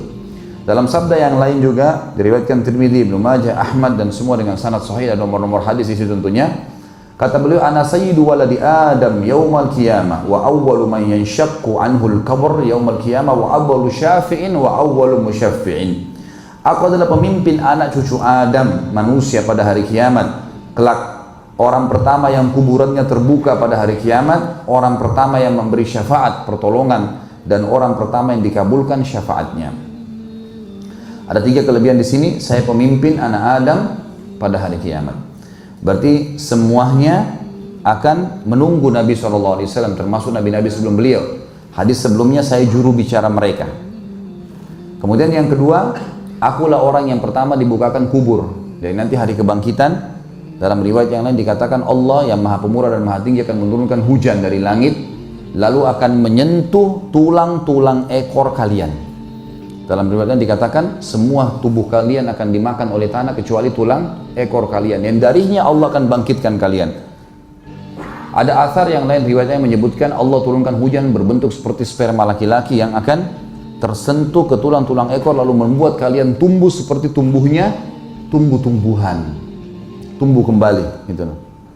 Nah, orang yang paling pertama dibukakan kuburan adalah Nabi SAW, dan tentu para nabi-nabi tidak dimakan jasadnya oleh tanah ya, utuh seperti itu, sama dengan mujahidin sebagaimana dijelaskan dalam hadis yang lain. Tapi yang jelas yang pertama dibukakan kuburan di mahsyar, Nabi SAW keluar, baru kemudian manusia yang lainnya. Ini kelebihan. Kemudian yang ketiga, akulah orang pertama yang memberikan syafaat, dan syafaat Nabi SAW ada 2. Nanti kita akan bahas di masalah mahsyar ada 2 syafaat, syafaat ammah wa syafaat khassah. Pertolongan yang umum, pertolongan yang khusus. Pertolongan yang umum adalah nanti manusia akan berkumpul pada hari kiamat di mahsyar, lalu mendatangi Adam karena panasnya di mahsyar, sampai mereka ada yang tenggelam sampai mata kakinya dengan keringatnya sendiri, ada yang sampai lututnya, ada yang sampai perutnya, ada yang sampai dada, ada yang tenggelam dengan keringat dia sendiri. Dan Allahu alam berapa lama kita akan didirikan di mahsyar seperti itu, kata Nabi SAW. Lalu manusia kena jenuh datang kepada Adam, minta tolong, hai Adam, kau ayah kami yang pertama, kaulah manusia pertama, mintalah kepada Allah agar Allah datang menghukumi kami, mengadili kami ke surga atau ke neraka. Karena beratnya mereka rasa pada saat itu, mereka lupa ini, neraka itu lebih berat sebenarnya. Yang terjadi teman-teman sekalian, Adam mengatakan saya sudah melakukan pelanggaran, saya tidak berani. Coba pergi ke Idris, Idris juga nolak. Semua mengatakan diriku sendiri aku tidak mampu. Idris mengatakan coba pergi kepada Nuh, Nuh juga nolak. Kemudian Nuh tunjuk kepada Syuaib, Syuaib kepada Saleh, Hud dan seterusnya sampai mereka datang kepada Nabi SAW dan beliau mengatakan, apakah kalian tahu nanti bagaimana manusia mengenalku pada hari kiamat? Kata para sahabat, Allah dan Rasulnya lebih tahu. Kata Nabi SAW, setelah mereka mendatangi semua nabi-nabi mereka dan suara itu terdengar di mahsyar, terakhir semua nabi menolak dan Isa mengatakan, pergilah kepada Muhammad. Lalu mereka pun mendatangi dan mengatakan, hai Muhammad, kau nabi terakhir, kaulah yang diutus oleh Allah sebagai seluruh manusia. Dipuji-puji Nabi SAW oleh orang-orang yang ada di situ. Mintalah kepada Allah agar Allah datang menghakimi kami ke surga atau ke neraka. Lalu kata Nabi SAW, ana lahu. Saya pemiliknya. Lalu beliau datang, sujud di depan arsy-Nya Allah, singgasananya Allah. Lalu kata Nabi SAW, Allahu a'lam berapa lama saya sujud. Dan Allah membukakan untukku puji-pujian yang belum pernah diberikan untuk orang sebelumku. Sampai terdengar suara Allah mengatakan, ya Muhammad irfa' ra'sak washfa' tushfa'. Hai Muhammad, angkat kepalamu, sekarang berikan syafaat, akan diterima syafaatmu. Maka Nabi SAW meminta agar Allah menghakimi semua manusia. Ini namanya syafaat umum. Semua orang diadili pada saat itu. Ada syafaat khusus, diberikan khusus untuk orang-orang yang beriman, umat beliau SAW. Jadi nanti kalau ada orang yang tidak melakukan dosa syirik besar, ada pelanggaran-pelanggaran, Nabi SAW memberikan syafaat. Dan nanti kalau ada orang sudah masuk neraka, dari orang-orang beriman, maka Nabi SAW diberikan kesempatan oleh Allah untuk mengeluarkan siapapun di antara mereka yang punya dalam hatinya keimanan walaupun sebesar biji sawi. Bahkan dalam riwayat dikatakan setengah biji sawi. Maka ini berarti syafaat khusus, gitu kan? Agar orang-orang beriman bisa selamat masuk ke dalam surga. Teman-teman kalau ikutin di YouTube ada ceramah saya tentang surga neraka, panjang lebar saya jelaskan masalah bagaimana surga itu. Yang jelas Nabi SAW adalah orang yang pertama memberikan syafaat dan orang yang pertama dikabulkan syafaatnya. Baik, ini yang terakhir teman-teman sekalian, poin yang keempat di sini sebenarnya, tapi ini cukup panjang. Ini penjelasan tentang bagaimana kitab Taurat dan kitab Injil memberikan kesaksian tentang risalah Nabi Muhammad SAW. Sampai jam berapa kita? Hah? Sampai jam berapa? 11. Gak kerja katanya bilang jam 11. Itu masih bujang kali. Baiklah. Mungkin ini saya tunda, saya baca pertanyaan sekarang teman-teman sekalian tentang poin keempat, masalah kesaksian Taurat dan Injil tentang risalah Nabi SAW. Kemudian juga kita masih ada dalil-dalil akli yang akan kita baca nanti. Berikut kita akan rincikan setelahnya mukjizat-mukjizat Nabi SAW ya. Pertanyaan tolong sesuai dengan tema ikhwah. Dan tulisannya jelas. Sesuai tema nggak ini? Ini itu sudah sortir belum? Ini. Tolong bertanya yang belum difaham. Ya. Kalau sudah faham jangan tanya lagi. Ada orang begitu tanya ke Ustadz A, disampaikan dalilnya. Sengaja tanya lagi ke saya. Saya sampaikan dalil, beda nih. Sana bilang begini, sana bilang begini. Ini tujuannya bukan untuk dapat ilmu. Ij'al bainaka wa bainan nari alima. Kata para ulama, jadikan antara kau dengan neraka seorang alim. Cukup satu orang. Ada dalil disampaikan sudah cukup, antum sudah selamat tuh. Karena fatwanya dia yang menyelamatkan antum. Kecuali dalilnya tidak jelas. Ya. Jadi bertanya teman-teman sekalian yang belum diketahui. Karena ada kaidah saya, sudah tahu kan? Ambil ilmunya, amalkan, mati masuk surga. Tidak usah cerewet. Nanya ini, nanya itu, macam-macam.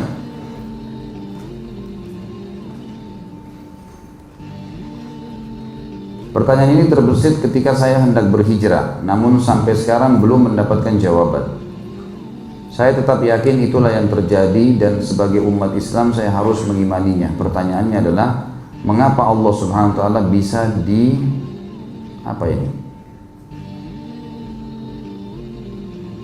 ditawar oleh Nabi Muhammad SAW peristiwa Isra Mi'raj dalam menentukan sholat wajib, padahal Allah Maha tahu. Terima kasih atas jawabannya. Allah Subhanahu wa taala memberikan kelebihan baginda Nabi sallallahu alaihi wasallam. Jadi bukan masalah kenapa Allah bisa ditawar atau tidak. Sama dengan pada saat antum meminta untuk ditambahkan rezeki, diluaskan rezeki, diselamatkan dari penyakit. Tidak bisa kita katakan ini kita bertawar-menawar dengan Allah, bukan tawar-menawar ini. Allah sangat mulia dan tinggi dengan itu, tidak membutuhkan tentunya. Tapi kita karena butuh kita meminta. Dan memang kejadiannya apa adanya. Nabi Musa alaihissalam bertanya, "Hai Muhammad, berapa rakaat?" Kata beliau 50. Kata Musa, masih berat, minta ringankan. Kembali Allah ringankan 5. Kemudian Musa tanya lagi, berapa? Masih 45, masih banyak, umatmu berat. Baik, kembali lagi, potong 5. Terus begitu sampai sisa 5. Sisa 5 pun Musa masih tanya, berapa Muhammad? 5, masih berat. Nabi Musa sudah tahu antum nih. Berat itu 5. Minta lagi ringan. Kata Nabi SAW, sudah malu dengan Allah, sudah cukup. Gitu kan? Itu memang proses pada saat itu terjadi dengan itu hikmah Allah. Di sini bukan masalah kasus tawar-menawar dengan Allah, tapi kasusnya adalah Nabi Muhammad SAW kesian dengan hamba-hambanya dan minta kepada Allah. Lalu apa jawaban Allah? Pada saat Nabi SAW mengatakan, saya sudah malu sama Allah, hai Muhammad, dia tetap terhitung 50 waktu sholat, tapi dikerjakan 5 waktu sholat. Karena setiap pahalanya saya akan lipat gandakan menjadi 5, dilipat gandakan 10 kali lipat. Berarti dengan 5 waktu sholat tetap dapat 50 waktu sholat. Hikmah Allah Subhanahu wa ta'ala. Banyak kita temukan riwayat seperti ini ya. Seperti nanti akan ada riwayat, kalau antum dengarkan ini dalam hadis sahih. Nanti akan ada orang yang di neraka suaranya paling besar. Teriak-teriak, 2 orang. Oleh Allah dikeluarkan dari neraka. Ditanya, kenapa kalian teriak-teriaknya? Ya Allah, azabmu luar biasa. Sakit sekali. Allah tanya yang pertama, lalu kau maunya apa? Dia bilang, saya mau ya Allah masuk kembali ke neraka tapi tidak ada rasanya. Iya, begitu riwayatnya. Nggak ada rasanya. Kata Allah, kau sudah dapat apa yang kau mau. Orang itu loncat ke neraka dan dengan hikmah Allah nggak ada rasanya. Kuasa Allah. Ini masalah tawar-menawar atau bukan urusan kita. Riwayat menyampaikan begitu. Yang satu lagi kata Allah, kembalilah, kau mau apa? Dia bilang, ya Allah, setelah kau keluarkan saya dari neraka, saya nggak mau lagi kembali. Saya mau ke surga. Kata Allah SWT, kau dapat apa yang kau mau. Kuasa Allah. Ya, kuasa Allah di atas semua keinginan dan akal manusia. Jadi tidak bisa kita menilai dengan akal kita. Dan kita imani apa yang disampaikan oleh Allah dan Rasulnya sebagaimana sudah disampaikan kepada kita. Kalau Nabi Muhammad SAW adalah Nabi terakhir, maka kenapa banyak manusia yang mengaku sebagai Nabi? Seperti Lia Eden. Dia bilang dia mendapat mimpi bahwa dia ditemui Jibril. Apa itu sebenarnya jin? Lalu bagaimana jin bisa merasuki pikiran manusia dan penyebabnya apa?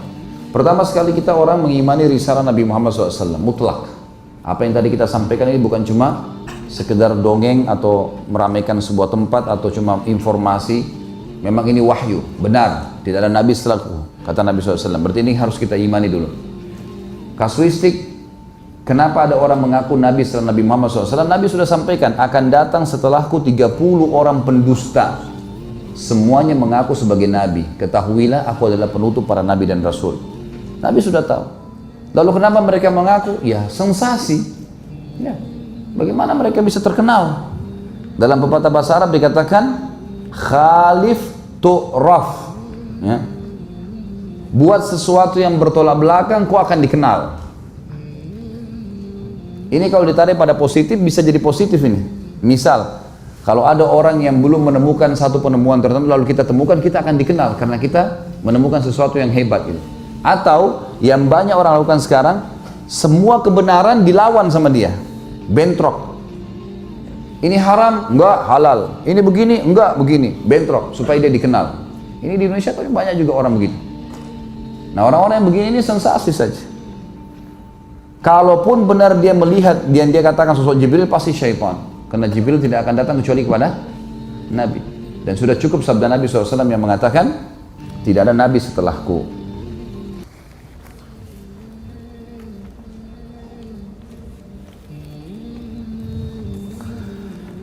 Apakah kisah sahabat Amr bin As bertayamum meskipun ada air menjadi syariat. Bolehkah air dingin untuk mandi junub ditambahkan air panas yang dimasak agar terhindar dari dingin? Tentu saja jadi hukum syariat. Kalau Anda berada di sebuah tempat dingin, keadaannya sama Amr bin As, di padang pasir, di medan perang, berada sama musuh. Fahamin itu ya. Bukan antum ada di apartemen atau ada di, nggak ada hubungannya. Siapa musuh antum di situ? Kalau begitu keadaannya ya, ulama sepakat, karena itu riwayat sahih menjelaskan masalah itu. Kalau mandi air hangat atau air dingin boleh, dicampur juga boleh, asal jangan mandi air mendidih. Enggak ada masalah insya Allah, asal airnya suci boleh. Rasul pertama itu kan Nabi Nuh alaihissalam. Kalau Nabi Idris alaihissalam itu Rasul atau hanya Nabi? Tentu ada perbedaan Nabi dan Rasul, dan sudah kita jelaskan pertemuan yang lalu ya. Nabi seseorang yang Allah utus tidak membawa syariat baru, hanya mengingatkan kaumnya apa yang disampaikan Nabi dan Rasul sebelumnya. Kalau Rasul seseorang yang membawa syariat baru, menghapus syariat sebelumnya. Dan kata Nabi SAW dalam hadis sahih riwayat Hakim,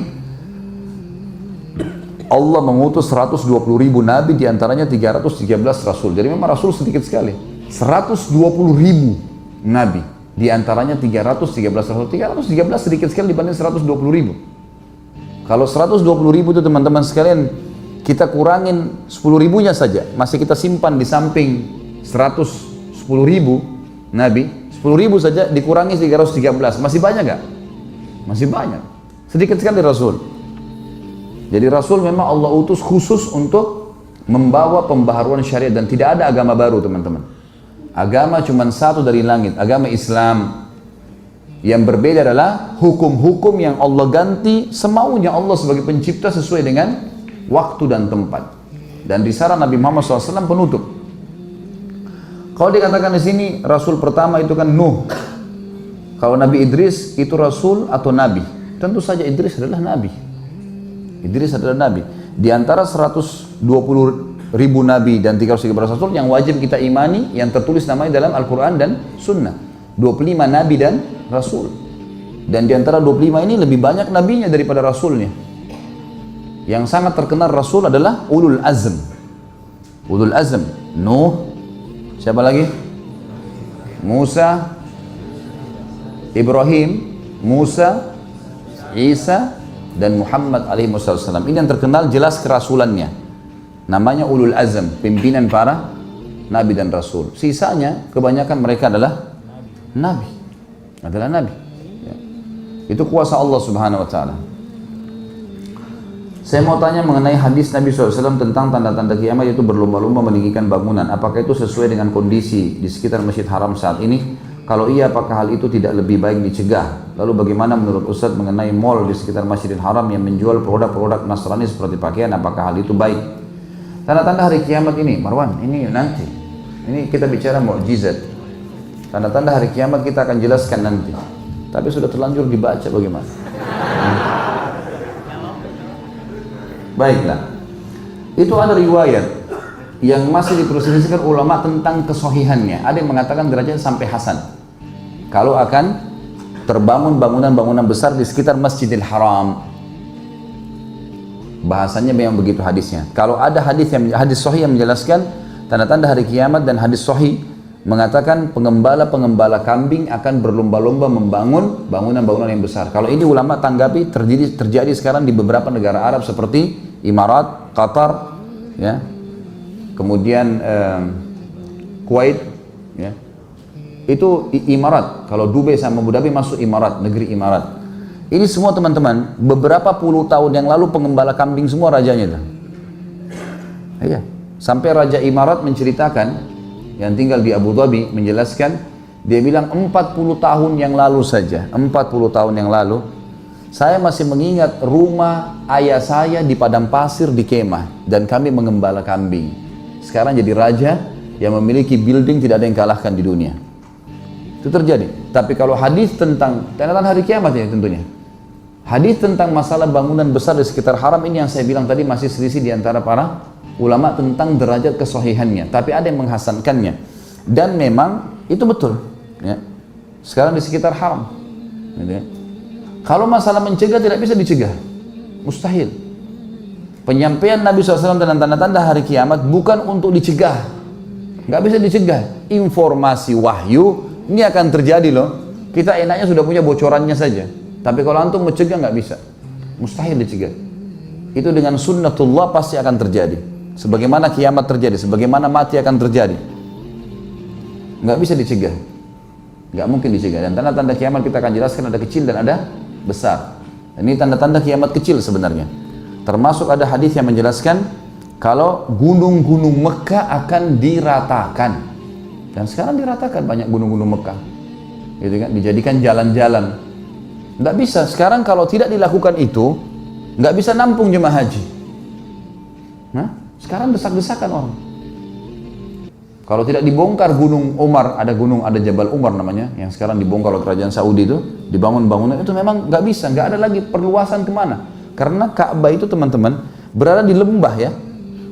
Kalau antum tahu gambar aslinya, itu ada gunung besar As-Suwaida dengan Abu Qubais, dua gunung besar, itu lembahnya, Ka'bah tengah-tengahnya. Jadi memang gunung ini harus hilang ini, nggak bisa enggak. Baru bisa perluasan kota di sekitar situ. Apalagi Masjid Haram sekarang tiap tahun bertambah orang. Masjid Haram sekarang dibangun kalau nggak salah 6 kali lipat dari jumlah dari luas yang sebenarnya yang ada, yang sekarang. Lebih luas, begitu juga di Masjid Nabawi dibangun. Jadi memang itu terjadi dan itu tidak mungkin bisa dicegah. Kalau masalah di sekitar Masjid Haram orang jual produk Nasrani, nggak ada masalah jual produknya orang kafir, selama produk itu halal. Nabi SAW dan para sahabat interaksi dengan Yahudi dalam transaksi jual beli. Ya, Nabi SAW dalam hadis Bukhari pernah utang kurma malah dengan orang-orang Yahudi. Boleh antum bermuamalah dengan orang kafir, siapa yang larang nih?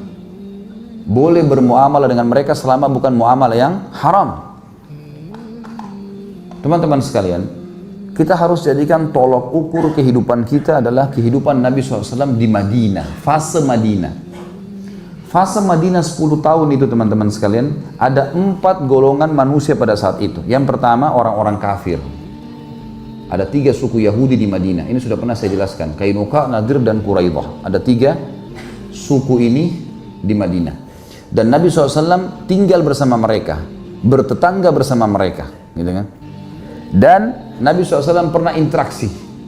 Sampai ada anak muda Yahudi dalam hadis Bukhari masuk Islam, waktu Nabi SAW datang ke rumahnya mengajaknya syahadat di akhir hidupnya.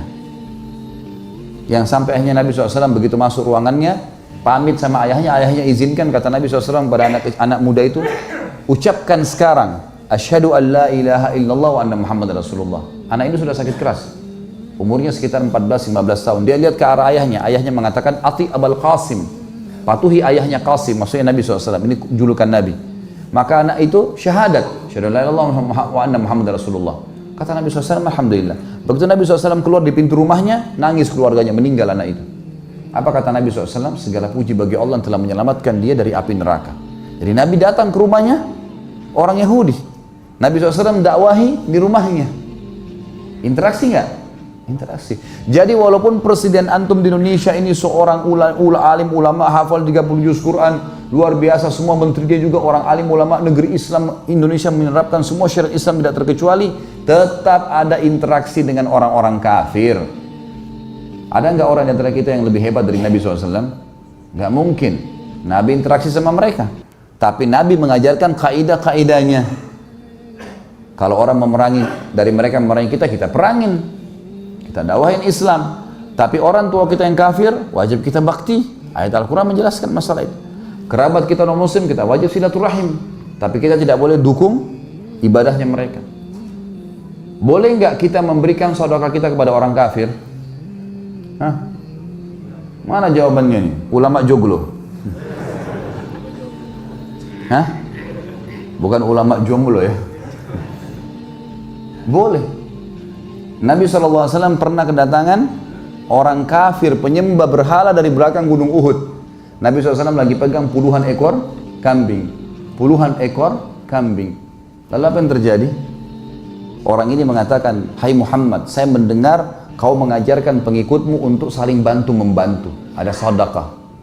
Saya orang miskin, bisa nggak saya minta satu kambingmu? Orang kafir nih.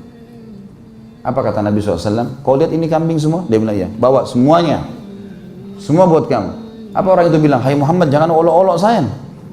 Saya cuma minta satu, kata Nabi SAW, tidak, untuk kau semua, bawa. Orang ini bawa puluhan ekor kambing, begitu masuk di pintu gerbang sukunya teriak, hai kaumku beriman pada Muhammad. Muhammad mengajarkan ajaran yang tidak membuat kita miskin. Ini lihat saya dikasih semuanya. Satu suku masuk Islam gara-gara itu. Berarti hukumnya boleh saudara dengan orang kafir atau tidak? Boleh. Antum lihat ada orang kafir di jalan tabrakan. Kita tidak tahu dia orang kafir atau muslim. Begitu kita dekat mau bantu jatuh dari motor, ternyata pakai kalung salib. Bantu nggak? Bantu. Yang tidak boleh, yang dilarang oleh agama saja. Apa itu? Tidak boleh bangun tempat ibadahnya, tidak boleh sebarin Injil misalnya, nggak boleh ikut ritual mereka. Kalau sakit dijenguk, kalau sudah mati nggak boleh lagi. Selesai. Orang mati dalam keadaan kafir, putus hubungan, ahli nar sudah, penghuni neraka, nggak boleh lagi. Nabi Nuh alaihissalam waktu anaknya mati tenggelam, ya Allah keluargaku, kata Allah bukan lagi keluargamu. Perbuatan dia tidak saleh, innahu amalun ghairu saleh. Kafir nggak bisa lagi, sampai abadi kau tidak akan ketemu sama dia Nuh, karena masuk neraka nanti. Orang kafir, munafik dan orang musyrik meninggal masuk neraka tanpa hisab. Oh iya, memang tanpa hisab, dan ditimbang lagi amalnya. Kafir, apanya mau ditimbang? Langsung digiring. Yang ditimbang itu hanya orang beriman yang fasik. Orang beriman yang masih ada dosanya itu ditimbang. Orang beriman tidak ada dosanya, kena banyak cobaan, banyak ibadah, banyak taubat, masuk surga tanpa hisab. Jadi di hari kiamat ada 3 golongan tuh, masuk surga tanpa hisab, masuk neraka tanpa hisab, dan juga dihisab dulu. Pilih yang mana antum? Bebas. Jadi interaksi sama mereka boleh. Baik. Yang kedua golongan di Madinah adalah ada orang munafik. Siapa pimpinannya? Abdullah bin Abi Salul. Namanya Abdullah, kepala munafikin. Jadi jangan heran sekarang kalau ada orang tampil di media kita, namanya Abdullah, kan namanya Muhammad, kan namanya Yusuf, kalau lu benci Islam. Itu zaman dulu. Itu di Arab, cadar itu. Jenggot itu untuk orang Arab, bukan orang Nusantara. Dibedain. Betul, semua ini buminya Allah. Teman-teman sekalian, Islam mengajarkan kita apa? Tidak ada rasisme. Nggak ada Arab, Melayu, bule. Ini nggak ada dalam Islam. Ini cuma variasi hidup. Nggak ada itu. Itu cuma untuk membuktikan kemahabesarannya Allah. Semua ini buminya Allah. Semua kita sama. Semua yang sudah syahadat saudara muslim. Nanti kita pelajari dalam bab adab kita. Adab berhadapan dengan muslim, teman-teman sekalian. Semua yang syahadat saudara kita, mau hitam, mau putih, mau dari suku manapun, bahasa manapun, di pelosok muka bumi, saudara kita muslim. Karena yang kita benci dari orang kafir hanya pemahamannya, bukan fisiknya.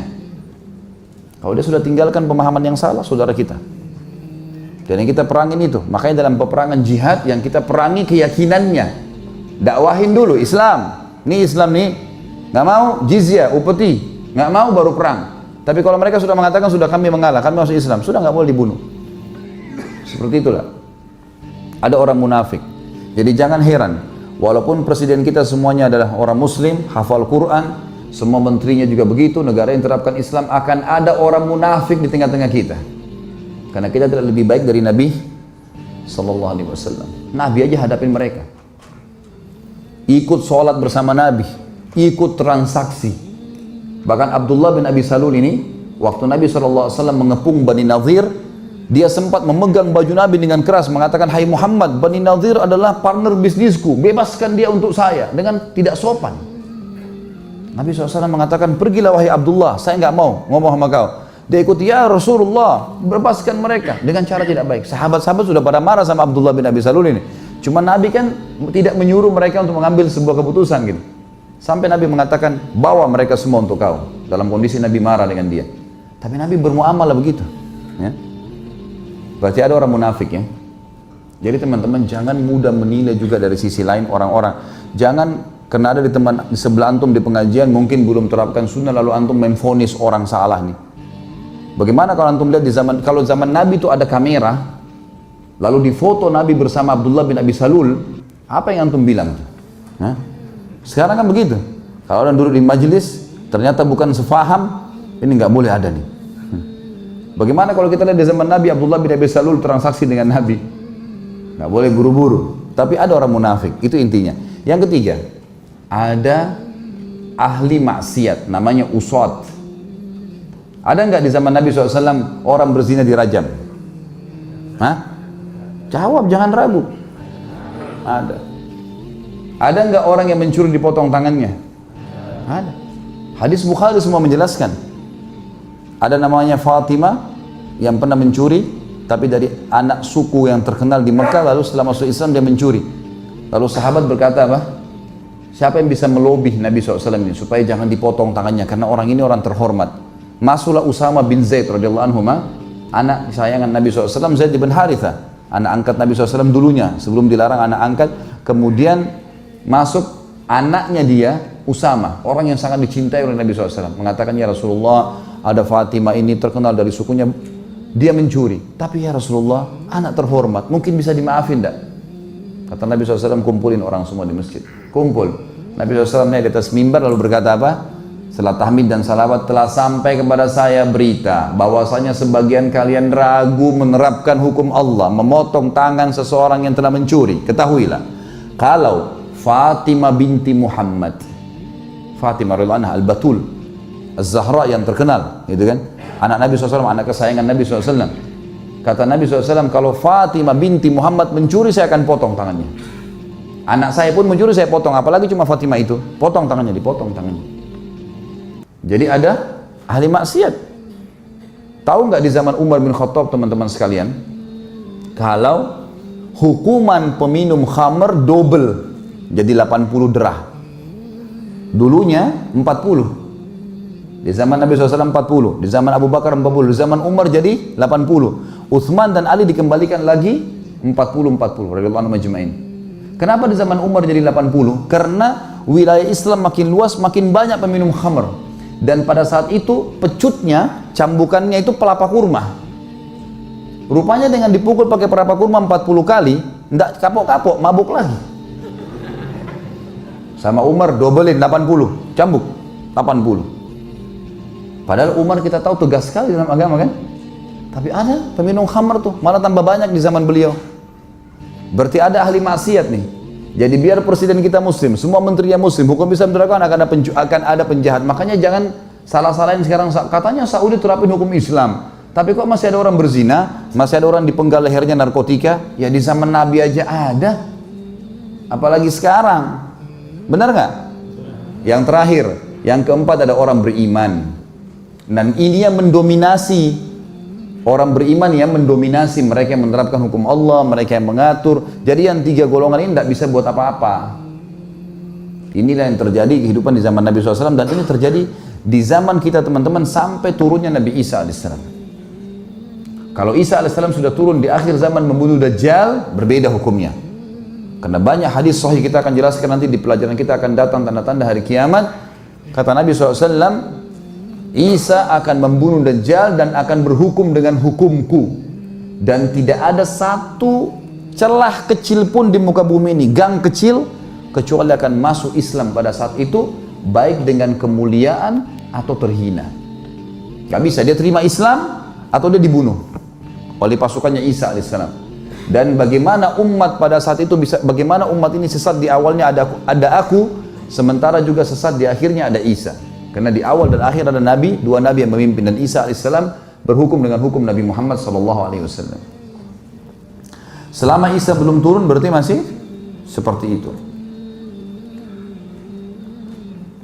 Dekat rumah saya ada pembangunan jalan yang terhalang oleh adanya masjid yang tidak mau digusur. Manakah seharusnya yang lebih utama? Tentu saya dilihat keadaannya teman-teman sekalian. Lihat keadaannya. Masjid juga tidak boleh sembarangan digusur ya. Rumah Allah di muka bumi, pemilik langit dan bumi yang punya rumah itu, gimana caranya digusur gitu? Harus dilihat keadaannya, ada apa sebenarnya. Kalau di situ berbahaya, tanah longsor, nggak ada jalan lain kecuali di situ, lah mungkin. Tapi kalau tidak, tentu tidak, harus cari jalan lain. Rumahnya orang yang dipindahin, jangan masjid. Harusnya. Tentu saya tidak tahu kasusnya ya, tapi saya menjawab secara global. Nabi Muhammad SAW adalah merupakan penutup para nabi. Bagaimana dengan kisah Imam Mahdi? Apakah dalam hadis sahih ada kisah tentang Mahdi? Ya Marwan, ini tanda-tanda hari kiamat. Nah, nanti Imam Mahdi dan semua ini hari kiamat nanti. Apa perbedaannya mukjizat, karamah, ma'una? Ini juga nanti. Disimpan aja nih, ini nanti ada pelajarannya. Ada nanti kita pelajari wali Allah dan wali syaitan. Ada babnya khusus. Siapa itu wali Allah, bagaimana bisa menjadi waliullah, dalil-dalil sahih, contoh-contoh, bagaimana wali syaitan. Banyak orang tertipu, dia kira wali Allah tapi dia wali syaitan. Itu nanti akan kita paparkan panjang lebar. Makanya jangan sampai antum alpa. Satu kali hilang pertemuan, hilang banyak ilmu. Jika ada orang yang beriman kepada 90% isi Al-Quran dan kufur mengingkari 10%, apakah dia mukmin atau kafir? Kafir. Nggak boleh. Satu ayat antum nggak boleh pungkiri. Bagaimana mau mungkiri 10%? Nah, satu ayat kufur. Ibnu Qayyim rahimahullah mengatakan terbatalkan keislaman seseorang kalau dia ragu dengan satu ayat, bukan menolak ya, ragu dengan satu ayat atau satu hadis Nabi SAW. Bisa sudah sampai kufur, batal keislamannya, harus syahadat lagi. Apalagi kalau sampai menolak, nggak bisa teman-teman sekalian. Al-Quran otentik, lengkap, sempurna, dan Allah berfirman, A'udzubillahi minasyaitonirrajim. Inna nahu nadzalna dzikra wa inna lahu lahafidun. Kami turunkan az-dzikra dan kami akan menjaganya. Itu tidak bisa diganggu gugat. Al-Quran itu luar biasa, lengkap dan selalu dijaga oleh Allah. Apakah dibenarkan secara syar'i jika seorang muslim mengatakan Al-Quran telah berkata atau Al-Quran mengatakan ini dan itu? Sebaiknya jangan. Allah berfirman, jangan dikatakan Al-Quran berkata. Karena Al-Quran adalah kalamullah, perkataannya Allah. Makanya selalu kita temukan ulama menganjurkan apa? Allah berfirman, Allah berfirman. Memang Allah berfirman, itu perkataan Allah, tidak boleh diragukan tentang masalah itu. Baik, cukup dulu sampai sini tentunya. Teman-teman sekalian, insya Allah kita akan lanjutkan lagi pertemuan akan datang. Kalau antum mau ikutin sampai subuh nggak selesai. Jadi insya Allah kita akan pertemuan akan datang lagi, kita lanjutkan dengan izin Allah. Semoga semua amal yang pernah kita kerjakan diterima olehnya, dan semua dosa yang pernah kita kerjakan diganti dengan kemahamurahannya menjadi pahala. Dan semoga sisa umur kita diisi dengan keberkahan amal, keberkahan harta, keberkahan keluarga, keturunan, dan juga sempurna nikmatnya Sang Pencipta dengan kita dimasukkan di surga Firdausnya tanpa hisab. Lalu kita berdoa kepada Sang Pencipta yang sayangkan sedang melihat kita sekarang dan malaikat sedang mencatat dan menghadiri majelis ilmu yang mulia ini, agar menolong saudara-saudara kita di Palestina, di Syria, di Yaman, di Irak, di Myanmar, di Ahsa, dimanapun mereka sedang tertindas. Semoga Allah ikhlaskan niat mereka, terima para syuhada mereka, Allah muliakan Islam di tangan mereka dan tangan kita semua, dan semoga Allah dengan kemahamurahannya menyatukan kita bersama mereka di surga Firdausnya tanpa hisab, dan mempartisipasikan kita bersama mereka di pahala baik dengan doa, dengan harta, dengan jiwa kita. Dan teman-teman sekarang, sebelum ke majelis, saya mengajak semua kita untuk mendatangi web resmi di www.khalidbasalam.com, dan jangan sampai ikut dengan banyak ceramah yang diadu dombakan, dan tentu antum bisa menggunakan akal sehat untuk menangkap mana penyampaian yang benar dan salah, dan jangan termakan dengan arus-arus yang akhirnya membuat antum menjauhi dakwah-dakwah yang benar atau dakwah sunnah yang benar. Allahu a'lam. Mungkin begitu. Apapun program sosial, saya sarankan untuk tetap diikuti, dan saya minta kepada teman-teman pengurus masjid dan juga Akh Marwan secara khusus di sini agar diusahakan setiap taklim kita seperti ini ada kotak khusus selain kotak amal yang umum, ditulis kotak amal Palestina. Ya. Kita mau berjihad dengan harta kita. Karena Allah selalu mengatakan bi amwalikum wa anfusikum, dengan harta dan jiwa kalian. Tadi imam kita sempat baca salah satu ayat itu. Jadi teman-teman jangan tunggu masalah jihad dengan fisik. Sekarang kita bisa jihad dengan harta. Setiap akhir bulan kita akan kumpulin, lalu kita akan sumbangkan ke teman-teman kita di sana. Allahu a'lam. Ini termasuk yang saya sarankan tentunya, agar kita bisa berjihad dengan harta. Berapapun antum kumpulin, nanti insya Allah akan diiklankan oleh panitia dan akan diserahkan. Dan insya Allah di awal Oktober nanti saya akan bimbing umrah untuk plus Aqsa, dan insya Allah saya akan bawa sendiri uang itu ke Masjid Aqsa nanti, sebagaimana pernah saya lakukan. Kemudian kita akan serahkan langsung ke kotak amal di Masjid Aqsa atau kepada imam masjidnya, yang insya Allah akan mengalokasikan kepada masjid atau kepada janda-janda mujahidin yang ada di sana. Allahu a'lam. Ini sebuah amal yang insya Allah mudah-mudahan tidak tertinggal buat kita, dan saya berharap disiapkan kotak khusus, jangan digabung, ditulis memang itu sumbangan Palestina. Silakan menyumbang yang kita mampu, itu dari harta tentunya. Lebih baik harta, jangan yang lain, pakaian segala agak sulit dibawa, tapi kalau harta kita bisa kuruskan nanti, kemudian kita bisa berikan langsung ke masjidnya. Mungkin begitu. Subhanakallahumma wa bihamdika asyhadu an la ilaha illallah astaghfirullah wa atubu ilaih. Satu hal lagi saya lupa tadi juga, tolong teman-teman sekalian kalau mau partisipasi untuk pembangunan Islamic Center, kalau yang punya nomor HP saya bisa lihat di statusnya, ada saya berikan di situ nomor rekening bank muamalat, kalau ada yang mau punya amal jariah, kita akan bangun Islamic Center, ada masjid dan ada kelas pelatihan dai 2 tahun, target hafal 30 juz dan juga insya Allah akan menghafal 1000 hadis. Dan ini tentu terbuka bagi siapapun yang mau ikut. Kita akan buka nanti dengan gratis, ada asramanya tinggal 2 tahun tapi sekarang kita lagi pembebasan tanah dan pembangunan, dan ini insya Allah bisa amal jariah buat antum semua. Mungkin begitu. Assalamualaikum warahmatullahi wabarakatuh.